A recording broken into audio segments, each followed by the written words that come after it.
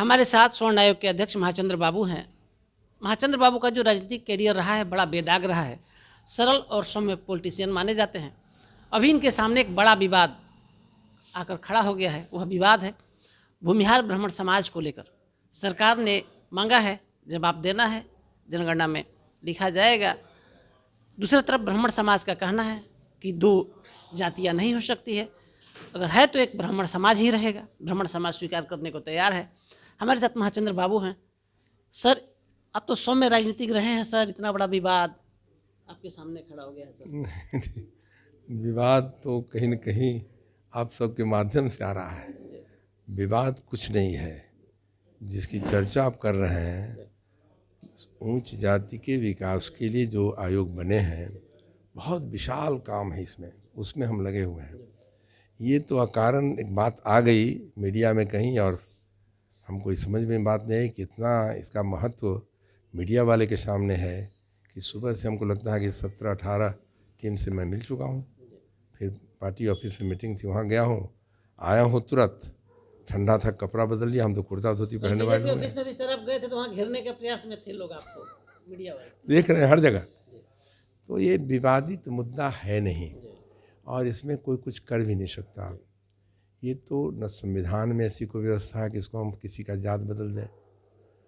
ये बाप दादा वंशज से ये जाति आती है। तो हर समाज के लिए जो जहाँ हम बैठे हैं, सवर्ण समाज जिसको कहते हैं, या उच्च जातियों के विकास के लिए, इसलिए बहुत व्यापक यह है। उच्च जातियों के विकास के लिए हमको योजना बनानी है, उसके लिए हमको सरकार के यहाँ अनुशंसा भेजनी है, उस बड़े काम में हम लगे हैं। अब ये तो अकारण कहीं से आ गया सामने, तो उसका जवाब देना पड़ रहा है। सच्चाई है कि अविवादित है। जाति का निर्धारण हम आप या संविधान में व्यवस्था नहीं है, उसके पूर्वजों के आधार पर वो व्यवस्थित है।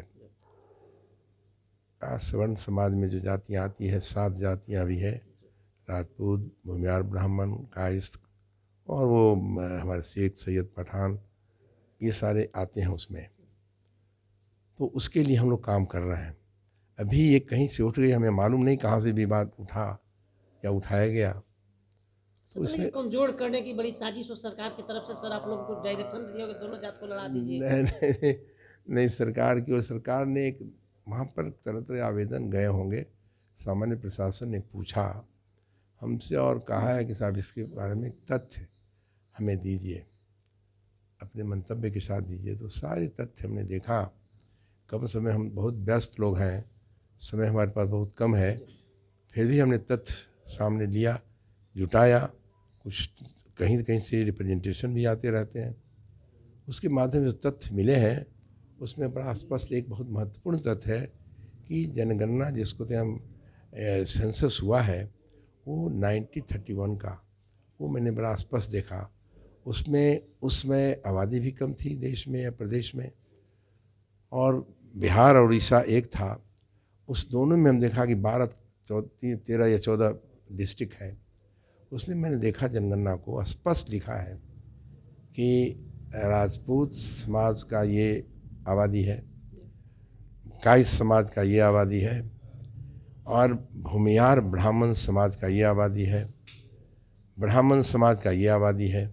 जिला भाई, कहीं कोई विवाद है नहीं, स्पष्ट है कि भूमिहार ब्राह्मण का पेशा अलग है।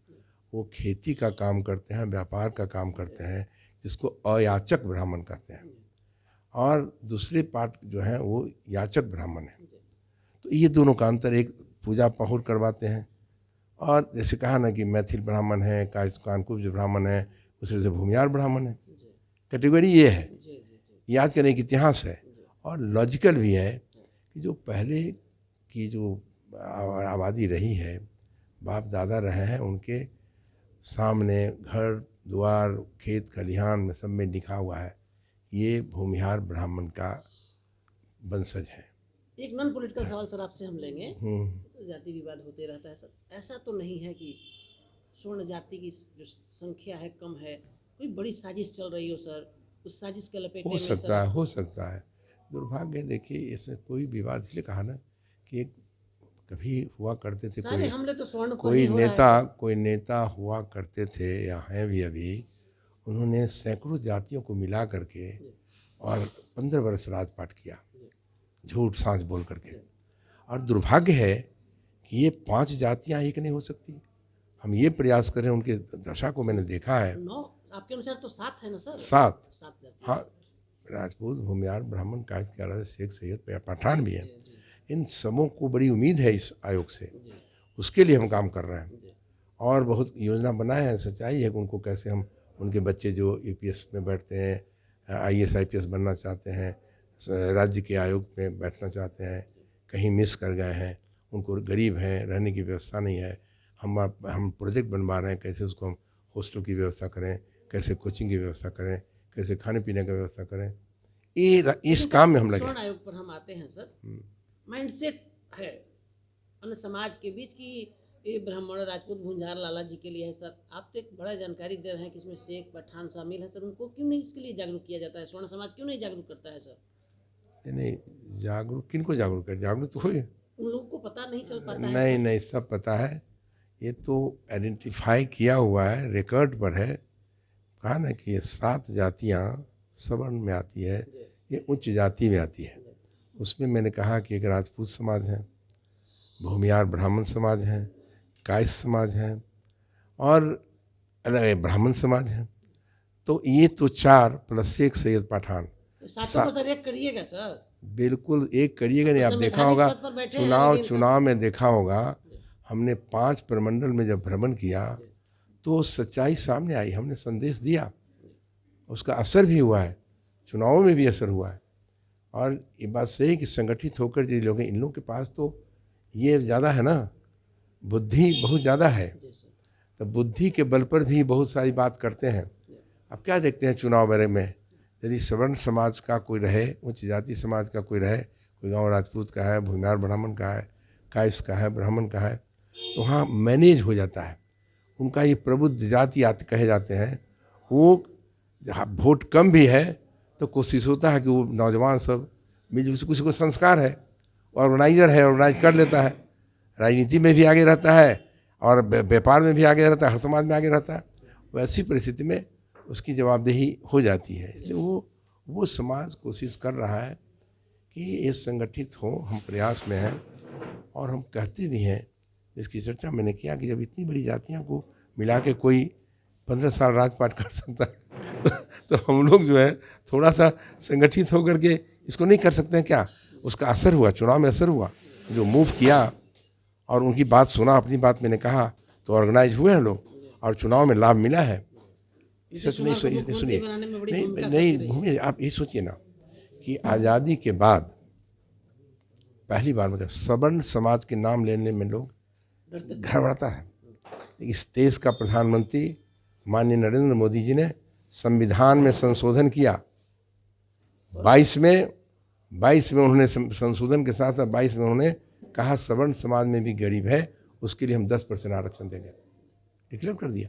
उसका लाभ देख रहा हम लोगों को मिल रहा है, EWS लाभ उनका मिल रहा है। उसमें भी डंडीबारी हो रही है, गलत ढंग से सर्टिफिकेट बन रहा है, गलत ढंग से। वो जैसे मान लिया 1 साल के लिए लोग परेशान होकर करता है, जैसे दिसंबर है ना, दिसंबर में जिसको सर्टिफिकेट मिल जाएगा EWS का तो 31 मार्च को समाप्त हो जाएगा। ये प्रश्न हमारे सामने है। हम ये लगे हैं कि उसको जो एक फाइनेंशियल ईयर में जो उनकी योजना का लाभ मिलना चाहिए वो होना चाहिए। अब बेचारा बहुत मेहनत करके सर्टिफिकेट EWS का बना लिया, लेकिन अब उसको समय मिला 1 महीना, 1.5 महीना, 2 महीना। अब से कर रहे हैं, आज तारीख हमारा 20 है, 19 है, अब ये 11 दिन बचा हुआ है इस साल। आज जो सर्टिफिकेट बनेगा मात्र जो है मैं 3 महीना 11 दिन रहेगा, 31 मार्च को खत्म हो जाएगा। सर काम करे, गरीबों के लिए भी काम स्वर्ण आयोग करेगी सर, गरीबों के लिए ही करेगी और वही कर रही है। तो आप सुन रहे थे महाचंद्र बाबू को। महाचंद्र बाबू ने जो भूमिहार ब्राह्मण समाज विवाद है इसको समाप्त कर दिया है, एक सिरे से खारिज कर दिया है, कह दिया कि कोई विवाद नहीं है। साथ ही स्वर्ण आयोग क्या काम करने जा रहे हैं इस पर विस्तृत रूप से प्रकाश डाला है।